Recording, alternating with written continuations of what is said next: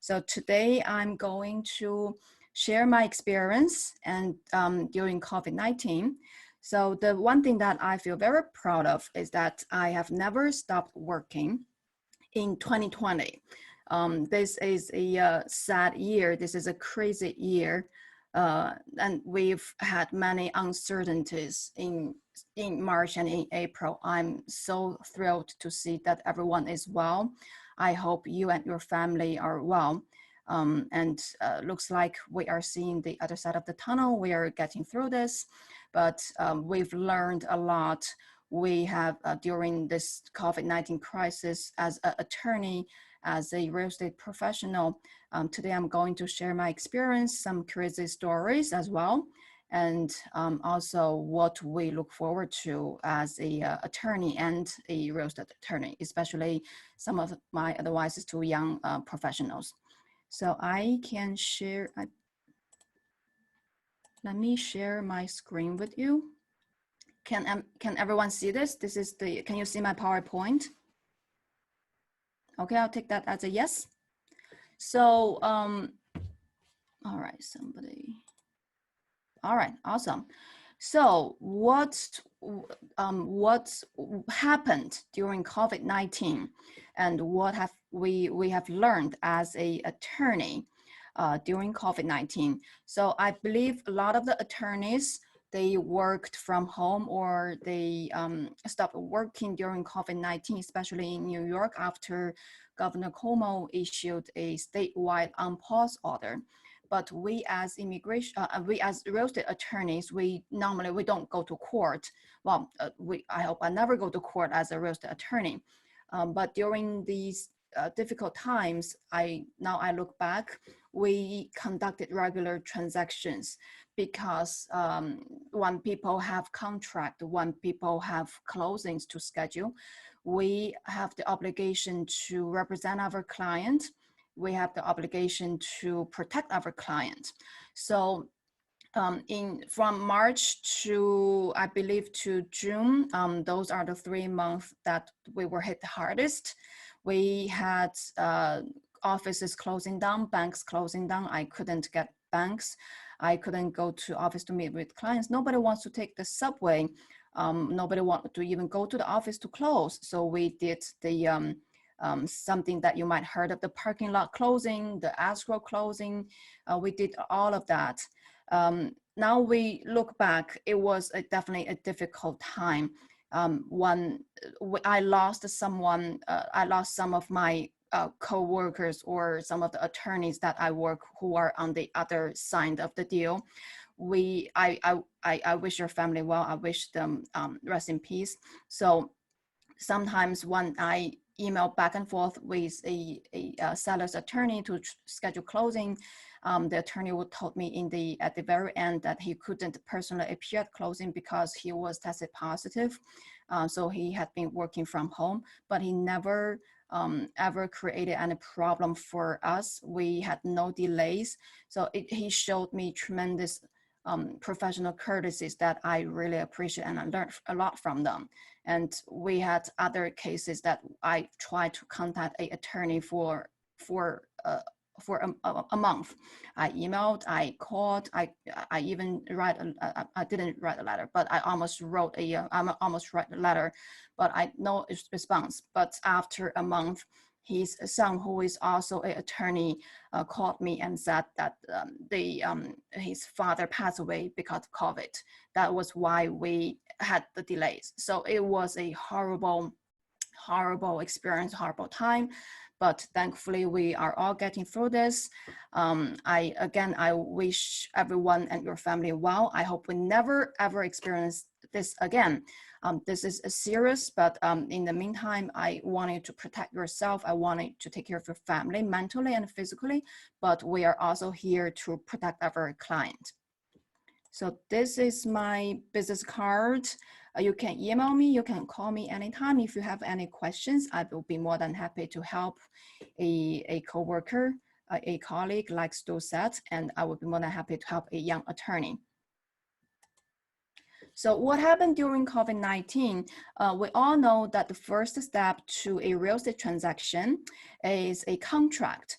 we need a fully signed contract between the buyer and the seller to have a binding deal. So once a contract is fully signed, then nobody can back out of the deal. Seller cannot sell this house to somebody else. Buyer cannot say that, oh, look, I don't want to buy it anymore. Please return my 10%. I'm gonna buy something else. Nobody can do that. Therefore, the first important step is how can we sign a contract? Traditionally, we would ask the client to come in to review the contract, comment, I will revise the contract, and then I will explain to client, add in my writer and my comments, then we will have client to sign, most of the time 2 copies or 4 sets of the contracts, and we send the buyer sign or a contract to seller. Seller's attorney would have their client come in review and then sign and deposit my client's check. So the seller's attorney is the escrow agent or the escrow attorney for the transaction. That you can see we would have the opportunity to meet with my client, which we always do because nothing can beat the chance to meet a person face to face. So that's still the most effective way to communicate, in my opinion. But that changes, of course. But now during COVID, nobody wanted to step out of their home. And most of the time, you were not allowed to step out of your home. People were not allowed to go to work unless you were an essential worker, which I will explain. How do we sign contract? Can we e-sign contract? Can we sign contract and get it scanned? Can we send it by fax?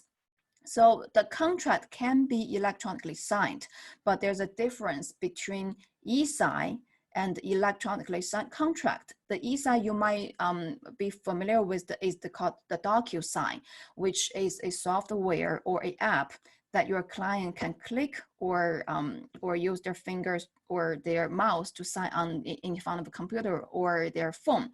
That's there is a special software or app that like DocuSign. Another way to do this is to have your client print out the contract, sign on the signature page, scan and send it to their attorneys. This is also considered an electronically signed contract. Remember that those 2 things have different meanings. In New York, most of the time we accept both forms of electronically signed contract, but some government documents, they do not accept DocuSign.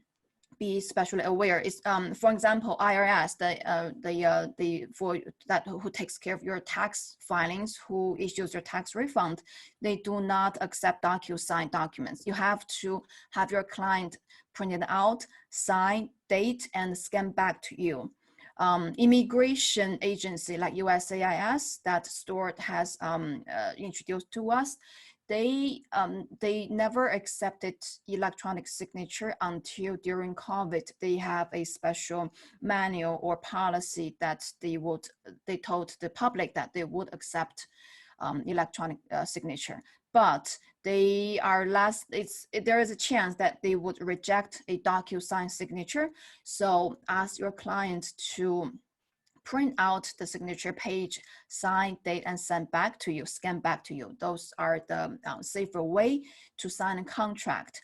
Also, do not forget to include this section in your contract. You should include a paragraph to authorize both parties to sign by electronic signature or DocuSign.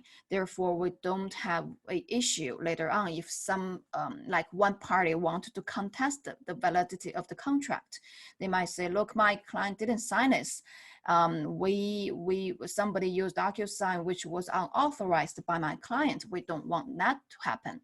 So insert a paragraph in your contract authorizing electronic signature. We also had some clients wanted to tax you and to give you a picture of the contract that I do not recommend you to take, because first of all, it could be the signature might not be illegible, so you will have a difficult time reading it.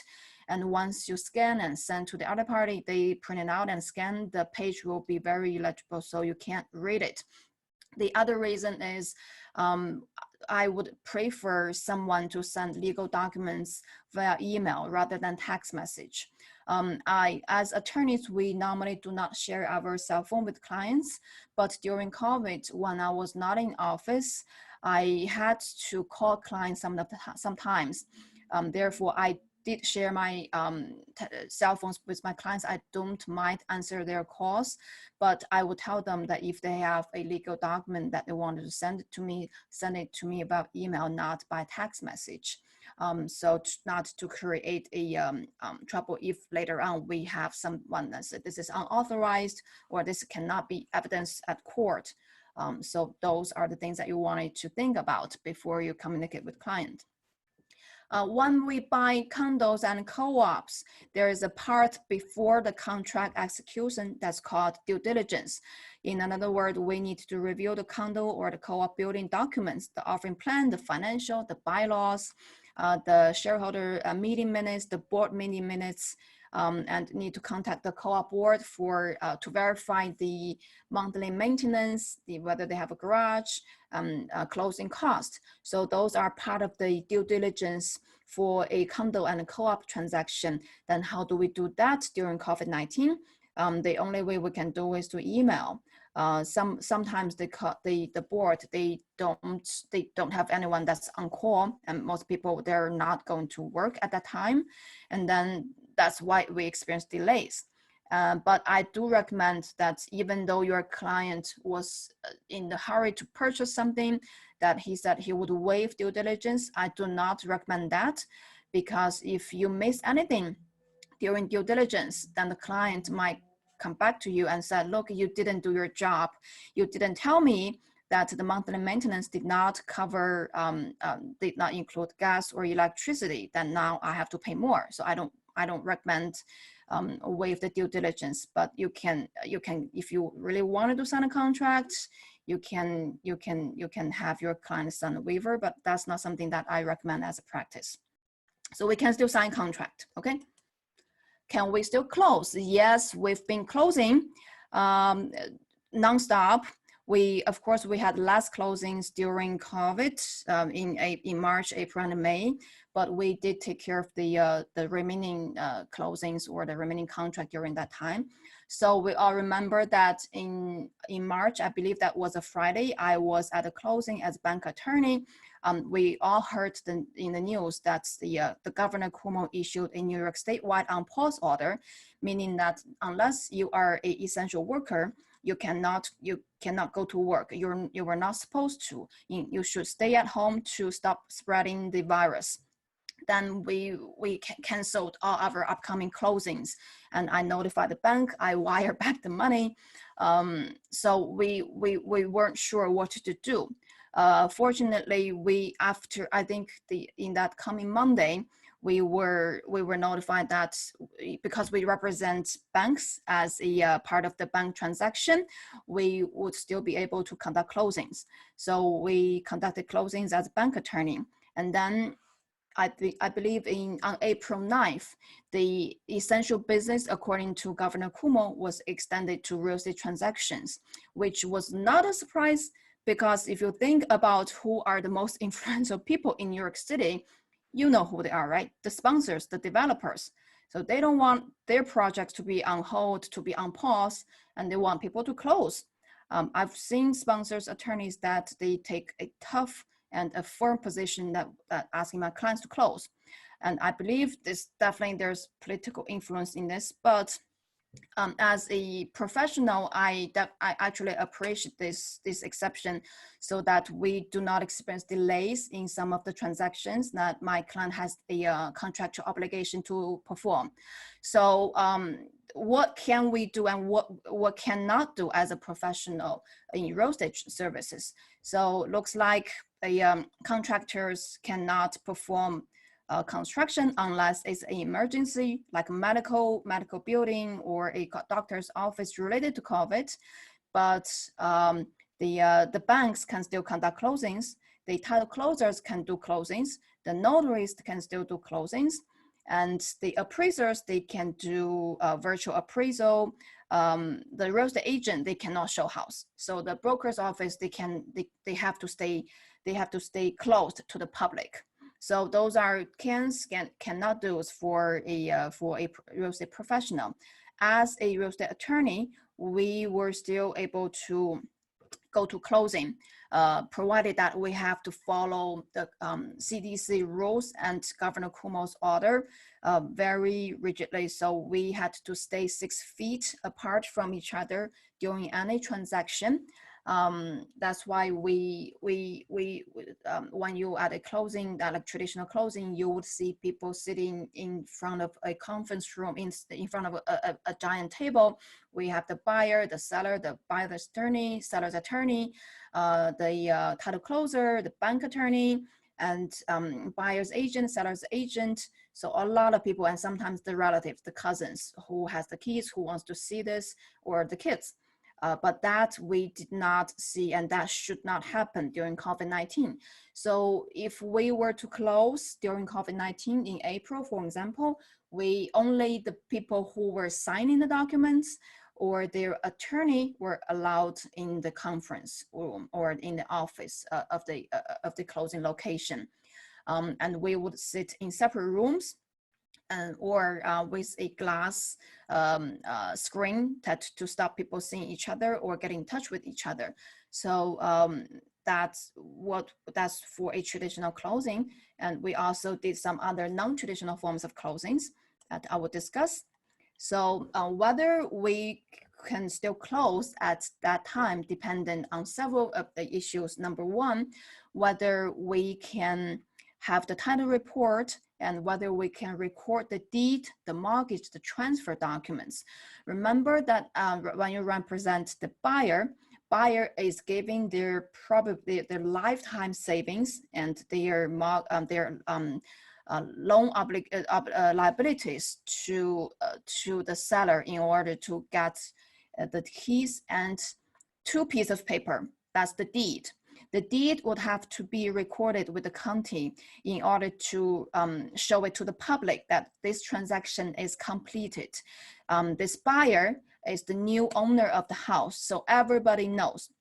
But if you cannot record the deed, then there exists potential risks that somebody else might record the deed, or the seller can give the deed to another buyer, get their payment, have this deed recorded with the county clerk's office, and then your client would end up with a piece of paper that has no meaning to them, and then they will lose the title of the house, or they will experience a lawsuit that could drag long.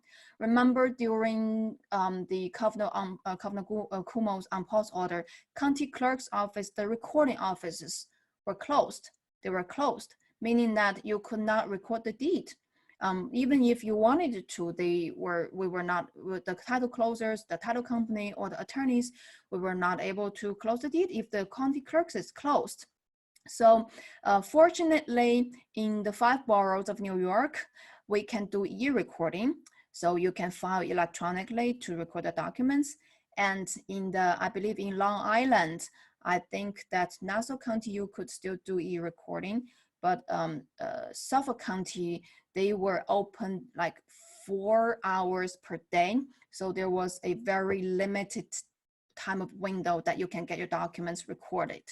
That's another reason that we experienced significant amount of delays. I believe in Westchester, we could still do e-recording, but if in a county that you cannot do e-recording and the county clerk's office is closed, we cannot close. We just can't close. The bank won't allow us to close because the bank is issuing a mortgage on the property. They're taking collaterals for their loan. If we can't record the mortgage at the county clerk's office, theoretically, the buyer or the borrower can borrow money from somebody else and have the other lender or the other institution file a mortgage before us, and then our bank would not be in the first lien position.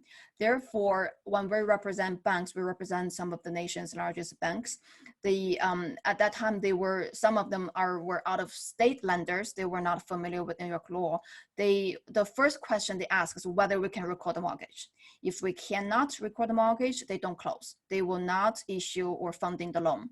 So those are some of the issues that we were not clear initially, but then we found out that we can do e-recording. The title company can still do recordings in some of the counties, and then we would proceed with closing. So this is the fun part. How did we do closings?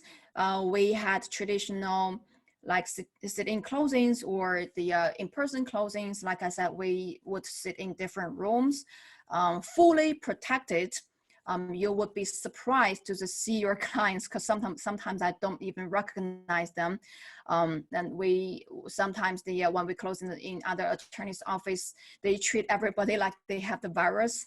They don't want you to step in too close to them. You can't walk into their office area. You can only stay outside. They ask the brokers to leave.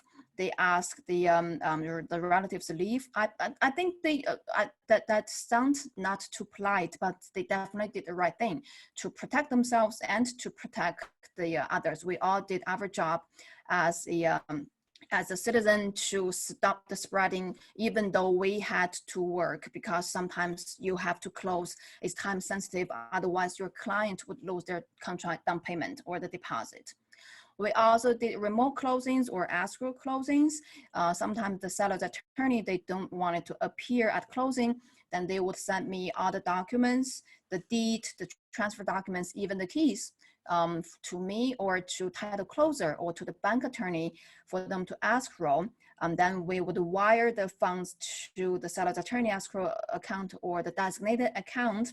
And then we after everybody confirmed that the fund is received, the documents are clear, then we were good to go. We were clear to close the entire transaction. We authorized the title closer to file the deed and the mortgage, the satisfaction of mortgage.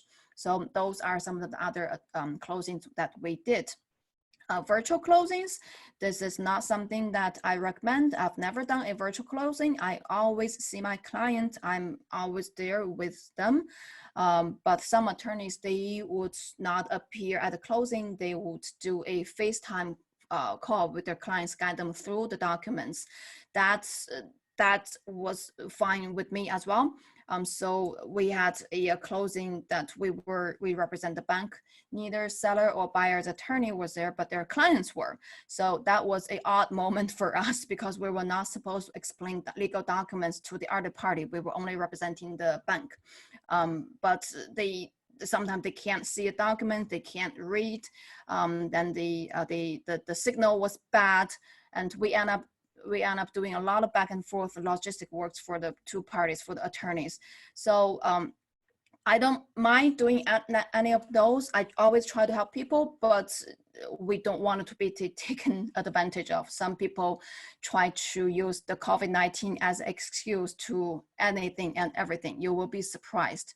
So if you feel that the other party of the attorney, they were not professional, they were not performing their contractual duty to represent their clients, then they were lazy or they don't want to do their work. I think you should step up too. You know, it's a difficult time for everyone. We risk our lives to help our clients, but we try to help others to accommodate, but that doesn't give them the excuse to take advantage of your time and your your resources. So parking lot closing that I did, what that happens was nobody wants to go into the building to go into like a office building or any other building, even though we have separate rooms. So people would go to a parking lot. We park one car aside of each other, and then we pass documents. We have the title closer to do the notaries on the hood of the car. I should have taken a picture. That would be hilarious. And then would pass the documents to the other party. We would have the checks ready for the other party. And once and for all, everybody finished their documents. We check the money, the amount matches, and then we don't even shake hands. We just beep and we drove away. So that was what, if the weather was nice, that's not a bad closing method. I would actually enjoy it a little bit, but it went to a point that the weather became hot and humid. I had to stay in the parking lot under the sun or stay in my car. That was not fun. So I don't think we should do parking lot closings now. I feel safe to do the closings in my office. If the other attorney did not want it to come, he can stay in the parking lot. So I would walk downstairs to bring the documents to them, but I'm not staying in parking lots for anyone. That's over, and especially it's getting cold now. Okay, so I can show you a picture of me. Let me see how we can do this.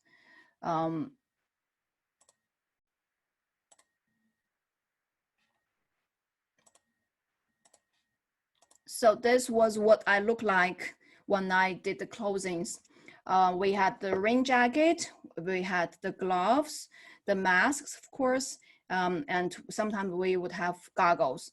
But for this, I just wear glasses. So everybody came in protected, and sometimes my client would wear like full protective gears, like including something that you would see on the movie, like in the movie or on TV.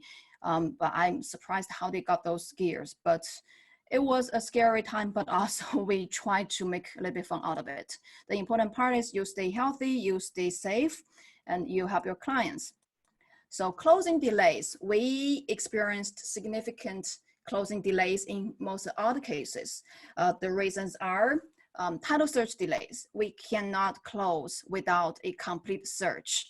Up to now, we still experience title search delays in some counties, like in Nassau or in Suffolk, especially with the department search, like the building department, fire department, to see whether there was any violations, whether there were any open permits that were not closed. So these searches took a long time, took a very, very long time. Sometimes it the longest case that I've experienced that they took them almost 6 months to provide the completed search and updated search. Because the first time the search came back, the owner had like 10 open permits on the premises. Looks like the owner tried to do plumbing work, tried to add a kitchen, tried to do some wire work, but he had all the open permits that he didn't close. That he had then that's created issue because we will not close our transaction and give him the money unless he takes care of all the open permits. But that search alone took a long time. And now the owner told us that he cleared everything. He provided the receipt, provides the certificate of completion from the town, but we still wanted to run a continuous search or updated search to see for the official record that he closed everything. That updated search again will take 20 business days. That's a county in Long Island. So that experience is a bad experience for the clients, it's bad experience for the brokers, it's bad experience for banks, because your client would need to extend their mortgage contingency or the commitment letter, or they if they already locked their interest rate, they have to extend their rate lock, which could cost money to your client. And so that would create an entire issue for the transaction. What if during the wait your client lost their employment? They were no longer have their job. Then they have no money to close, or the bank would not issue the loan if you are unemployed, because they know the minute they close, you're gonna be in default because you can't pay back the loan. So all these issues making this simple real estate transaction not that simple anymore. You will need to have experience, and you will need to work closely with your client and even the other party. So that we will go review after this. So other closings delays may caused by the loan processing delays, which is not a surprise, because remember during COVID-19, the banks were closed. A lot of the banks were only open during limited hours. We had banks that were only open from 9 to 2 or 10 to 2. Then if you have a closing schedule at 3, your client probably won't have enough time to get the check because the bank would be closed. Also, the loan officers, they didn't go to work. They were not essential, considered essential, or they didn't have to go to work. Therefore, they work from home. They work on reduced staff level. Then you have very limited resources or people to take care of your client's mortgage, to clear the loan, to working on funding to close. Therefore, we experience delays with loan as well. And also logistics, we had buyers do not want to come, sellers do not want to come. We had attorneys mailing documents that they use FedEx, but they were lost because the FedEx don't deliver on time nowadays, and they have a disclaimer. So all these things, sometimes we have a FedEx scheduled on the in the morning, but they didn't deliver until the afternoon. Then we can't close with the deed. So those are some of the typical scenarios that we experience as the closing delays in the transaction. So time of essence, when we sign contract, we have estimated time to close. Most of the time in New York, we do not put in an exact date for the closing, because we wanted to give both parties some flexibility to choose a closing date or time, unless it's a sponsor sale, in which case we have most of the time we have to close on a certain date according to the closing notice. If not, then the sponsor can send your client a default letter, take the 10%, or they can charge you like late fees, like normally it's like 7 to 8 to even 12% annually late fee of the purchase price. So it's going to be a couple of $100 per day for your client's delay. Unless it's a contract like that, we normally do not have a set of exact date to close. It's on or about 45 days to close, or about 60 days to close.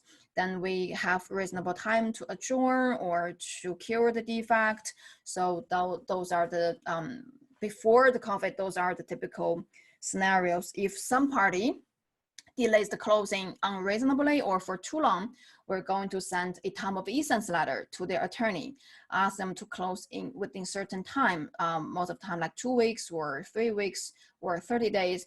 If not, then we will send them a default letter. We want to give them we want them to close. We want to give them a certain time to close. So then the other party would send a response to reject, to keep record of the entire process, just in case we go to court someday. So those are called the time of essence. During COVID, can we still do time of essence? Is it appropriate to send a time of essence letter during COVID-19? Remember that we are only sending out time of essence letter when the party that we represent is ready, willing, and able to close. If we represent seller, we will be ready to give the buyer a clean title. And there's no title objections, and we are ready to give them the deed, give them the keys. We have a vacant house that you can take possession on as soon as you give me the money. As buyers most of the time, they don't send out TOE letters. It's always the seller, but when buyer is ready, willing, and able to close, the buyer has the fund, the buyer has the can be personally ready to go to closing, but the seller is delaying. That costs the buyers the time and the money. For example, buyer is still paying for rent, or buyer has a loan that's going to expire soon, then he has to pay extension fees for their rate lock or for their commitment letter. So the important part is that your client is ready to close. Then you send out the TOE letter to the other party. But can we send out TOE letter during COVID-19? I personally don't think that's a good idea. And even if you do so, the other party may have a legitimate ground to reject, because look, it's COVID-19. You're not supposed to go to work, even though you are an essential worker. They gave the other party a lot of excuses that they can use to reject that you close within certain time. And I did receive a response letter from the seller, very emotional. because we wanted from the buyer. I'm sorry, we were the seller's attorney. We were representing the seller. The buyer hadn't been able to close for 3 months. We couldn't wait for them anymore. I sent them a TOE letter. The response was very emotional. They questioned me how I can send out a TOE letter in the worldwide pandemic. Then it might cause significant health issues to their clients because they're elderly. So that letter, I told the other attorney that, look, we have to think about a way to close. Then I don't want to cause any trouble to our client. I don't want to be responsible for that, but you have to close. You can either sign a power of attorney or we can close virtually, because you guys, as long as you have the money wired to my escrow account or to my client's account, we're fine. But I do not recommend send out time of essence letters unless it's necessary during COVID-19, only during COVID-19, okay? But now I believe you have the right to do so. Definitely, if someone is trying to delay the closing for with bad faith, so why not? And then mortgage. Oh, mortgage, I can talk about mortgage in another topic for 3 hours. This is the some of the craziest story during COVID-19 is the loan. So remember, most people, when they buy a house, it is going to be the most expensive deals probably during their entire life. They had to borrow money from the bank. It's called a mortgage. The bank would use their property as collateral. Then if without the bank's loan, they can't close. They don't have enough money to close. Then remember, in our contract, when we have the clause called mortgage contingency, what does that read? It reads, this performance of the contract closing is contingent on purchaser obtaining a mortgage commitment letter within 30 days or 45 days. And then once the commitment letter is issued, purchaser has to perform the obligation to clear all the conditions of the mortgage commitment and to close. But there were 2 steps in a real estate closing, even after with the banks, when the banks were involved. First, your client as the buyer would need a commitment letter, which is the approval of the loan. That the bank issues a commitment, a promise to lend to your client for a certain amount of money at which rate, like for example, at the rate at 3.5 or 3.2 or 2.675. By the way, the rate is really good now. It's the lowest in the past 20, 30 years. So if you are thinking about purchasing or refinancing, it is a good time, okay? But it's definitely more difficult to get your loan approved. It's definitely very difficult to get a loan approved now. And you know why. So back to the contract mortgage contingency. Remember, once your client receives a commitment letter from the bank, your client has no excuse to back out the contract unless there's other issues related to title. So if your client get a commitment letter from the bank, but the bank refused to fund the loan, the bank refused to lend you the money, at the very end, it's your client's problem and your client will be in default. Does that happen a lot? No, it doesn't. Most of the time, when the bank issues you a commitment letter, they will give you the money because they don't want to be the bad guy to terminate the mortgage contingency by giving you a promise to lend, but then refuse to give you the money at the end. Sometimes that happens when the purchaser had some undisclosed debt that the bank discovered at the end, or the purchaser had outstanding credit card loans that exceeds their debt ratio. For example, all of a sudden, before closing, your client bought a diamond ring or diamond watch for like $12,000, then that will be a significant spending and that would affect the debt ratio that the bank might not close. Sometimes your client has to do some repairs of the property. They have to do appraisals. And another scenario is that your client, most importantly as buyer, has to continue to have a job. You need to have a job in order to pay for the mortgage, right? Easy, that's very basic logic. If you are a business owner, you need to receive business income from your store, from your law firm, from your office to pay for mortgage.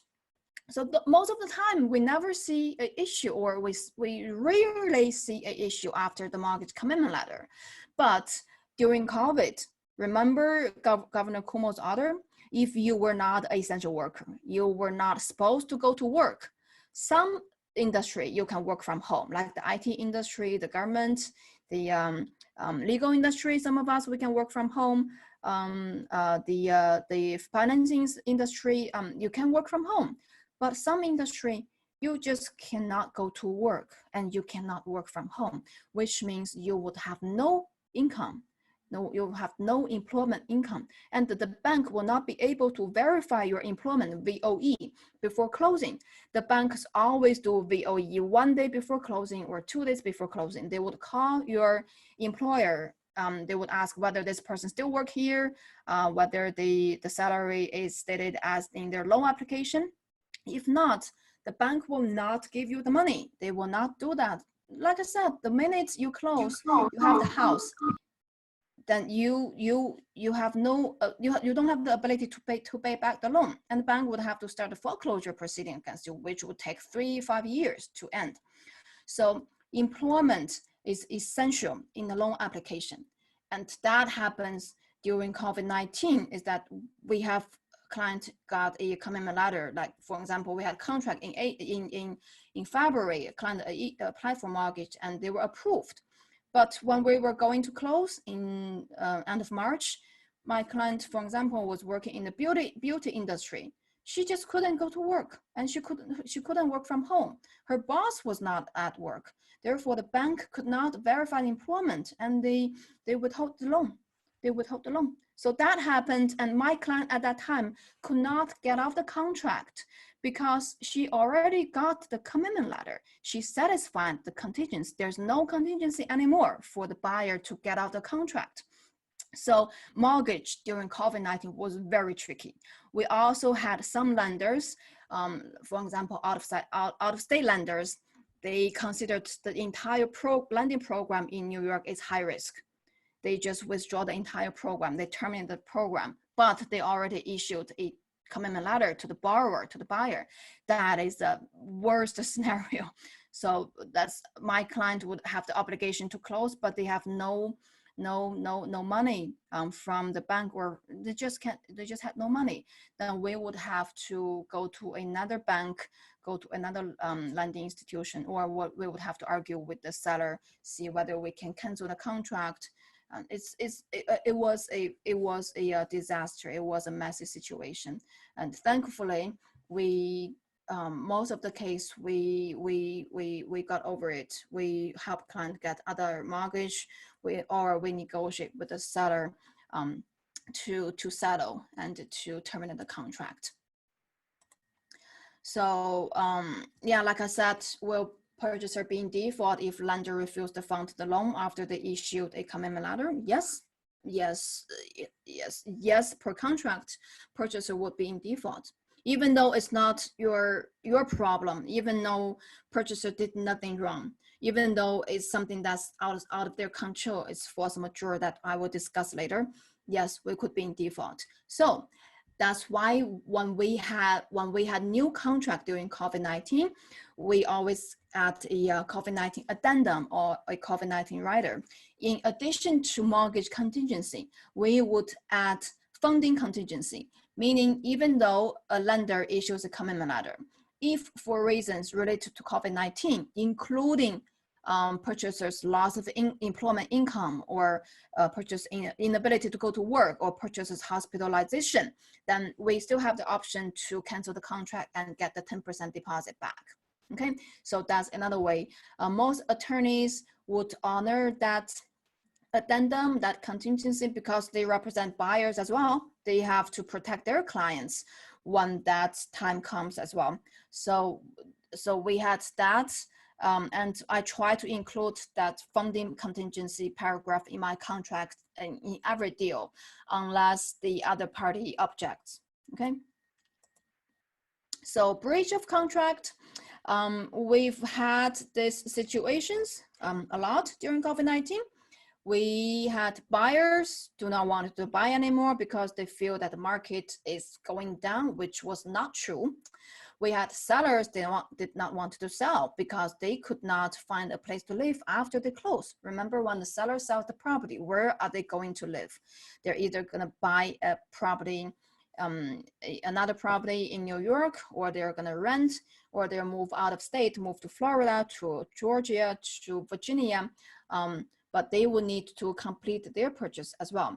So when people wanted to breach contract, want to terminate the transaction, look, it has to be agreed by both parties. Okay, they have to be agreed by both parties.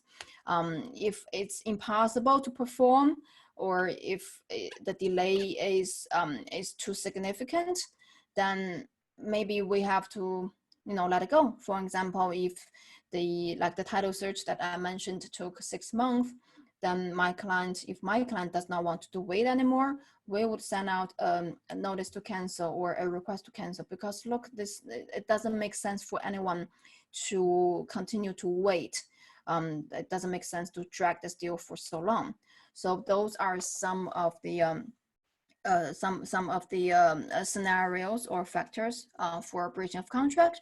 Always remember to show good faith, that this is not something that your client willfully or defaults, that your client's doing this in good faith and there's something that out of their control. So this is important, because the next topic we're going to discuss is a factor that a lot of people talk about, but you don't know how to use this. So in COVID-19, it was announced as a worldwide pandemic, that everybody was affected by it. Every country was affected by it. And as a member of the society, we experience delays, we experience inability to close the transaction. Then can we use this as what we are familiar with, the force majeure factor, to cancel contract, to defend ourselves if the other party brings a lawsuit later on at court?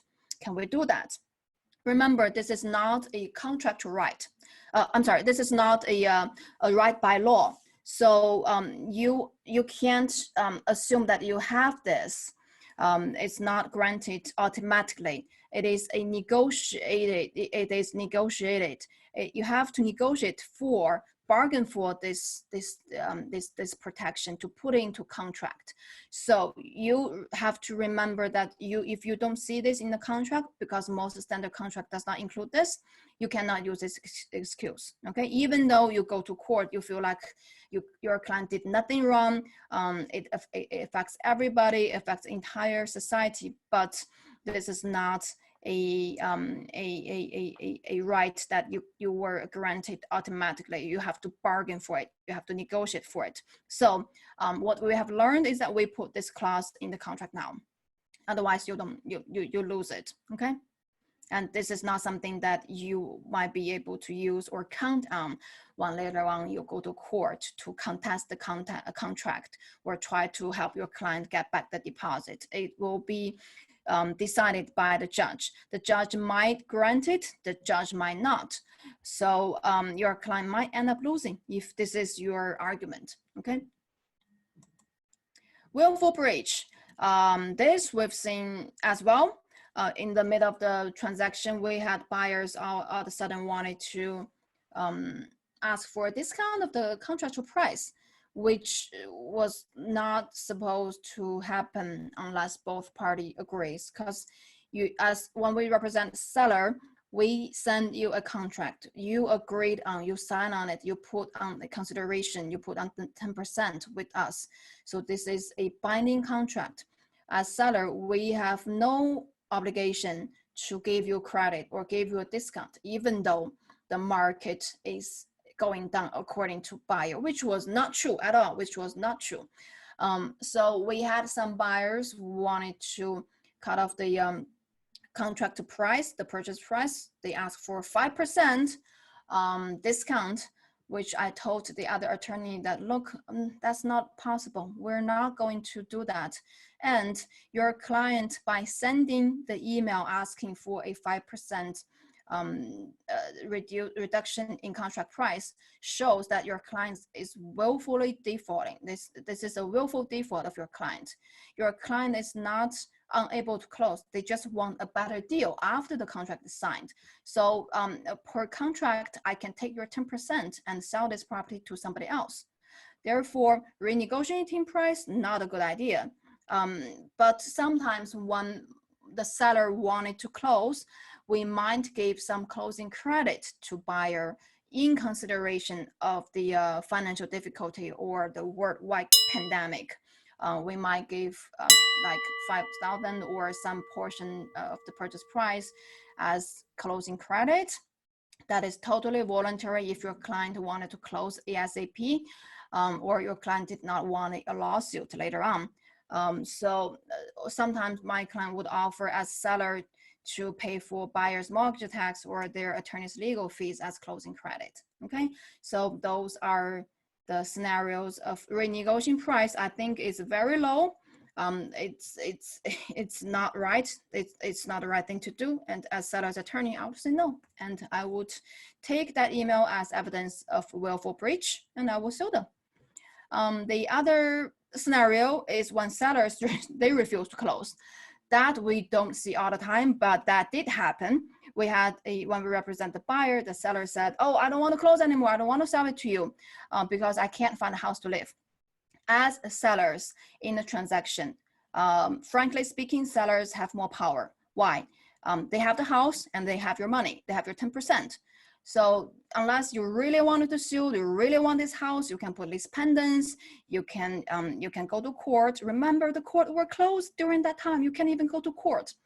Then there's not really much you can do to hurt the seller. So even though it's very unfortunate for my client, but I told them, look, let's get some money from this guy and let's move on. It's not worth your time or your effort to bring lawsuit or to file these pendants, or you might just move on. And we ask for some compensation. That happened, but we also had a client who was very mad, who just wanted to sue the seller because they had money, they had their lease terminated, they have incurred extra loss. That we can do as well. But remember that lawsuit is not easy, lawsuit is not fun, and the courts were closed during COVID-19. You can't even start a lawsuit. And then remember that the seller still has your 10%. So think about it, talk to your client and try to bring the best interest for your client, try to protect your best interest and see what at the end your client wants to do. Guide them wisely, okay? And litigation, like I said, we had buyer's default, a seller's default, we had bank's default during COVID-19. We were not able to close. And then the first thing people wanted to think about is, look, I want to sue them. I want to bring a lawsuit against them. Yeah, yes, you can, but remember the courts were closed. You cannot do it now. You have to wait until the courts opens.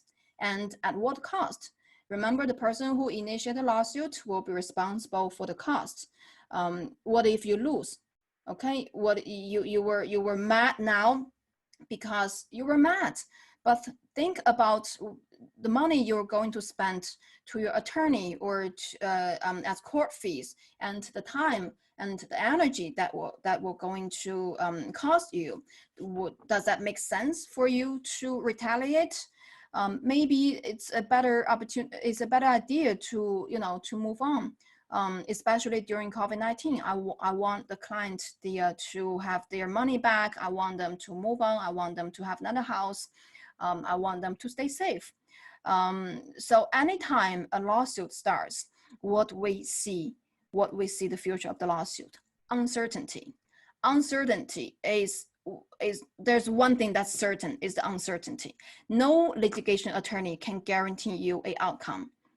Even if they're best litigators, like my partner Stu, he litigates, but he cannot guarantee that you can win. Even though we can give you an estimate, like the chances that you might win, at what cost? It might cost you more than what you have in mind. Then at the end of the day, we have an unhappy client. Nobody wants an unhappy client, okay? And lease pendants, that the other the party who initiated the lawsuit, we can put on a lease pendants against the property. Then they cannot, the seller cannot sell to someone, but the lease pendants can be removed. It can be it can be terminated by court. So just like I said, advise your clients wisely. We should be the one who are not emotional. If your client were mad or upset, try to educate or try to communicate with your clients what is the best scenario for them at the minimum cost, what is the best. And remember, in the real estate transaction, frankly speaking, like I said before, seller has more power and control, because seller has the house, they have a place to live, they have your client's 10%. That seller's attorneys is holding in escrow, but it's still your client's money. Your client does not have the 10%, and your client would have to come up with legal fees as well. So the lawsuit would only, most of the time, make the attorneys a little bit richer, but it might not make sense for the client. So the current real estate market, I will spend 1 minute, share my observance and experience. We had a slow and terrible month in April because we were scared, everybody was. And in May, we had closings to take care of the previous files. Starting in June, we did see deals coming back. Most of the time were sponsor sales, like the new development, new condos in Brooklyn, in Manhattan, because at that time, the brokers or the agents could not do in-person showing. The only showing that we had were virtual showings, and that gave the sponsors, the new condos, significant advantage, because everything is new. You don't have to do home inspection. Then you expect a new apartment. So we had some sponsor sales contract coming in June. Starting in July, August, and September, we had very good month. We had a lot of new contracts coming in. Looks like the market is coming back gradually. The market in Queens is great. We've seen people bidding on house. The market in Long Island and in Westchester, in the suburbs, are crazy because people were trying to move out of the city to find more space for their family, for their kids, for safety, and for health concerns. So it's Long Island and Westchester and the suburbs are very hot now. And another reason the market is coming back is the interest rate is very low. Like I said, it's the historic low. Therefore, when you still have a job, when you are working in the IT industry, in finance, or in the government, you have a stable job, you can work from home. It's a good time to buy. It's a good time because your interest rate will be very low.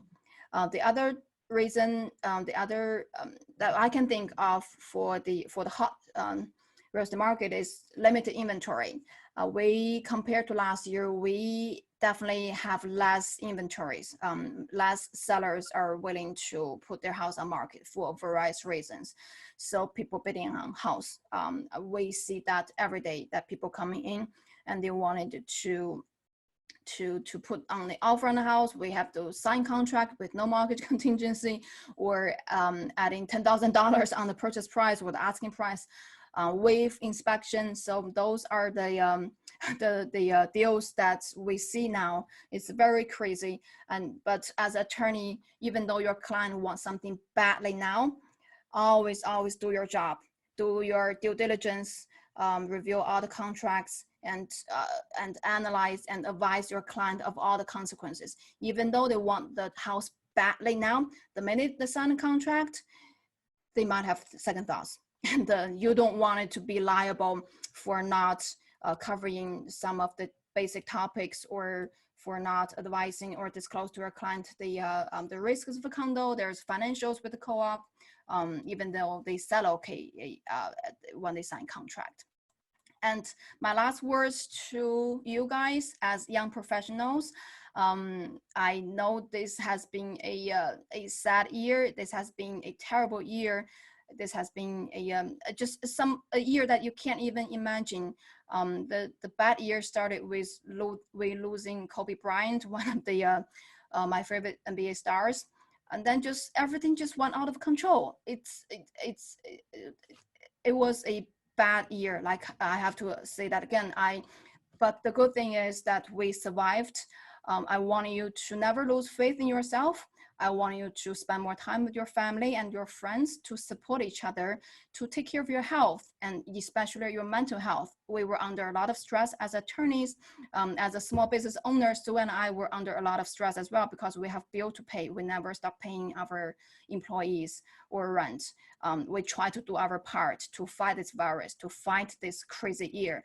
But as a older attorney, I want you to think about yourself before you thinking about anybody else. If you need someone to talk to, if you need a partner, if you need a friend, reach out to them. You know, to the one thing that's more important than making money is your health, and another thing more important than making money is your family. So that is my lecture for today. I wish everyone well and healthy. I am very glad to spend my beautiful Sunday morning with all of you. And if you have any questions, or if you have any thoughts, you can always reach out to me. I hope to see you soon in the future. Take care, and let's survive 2020.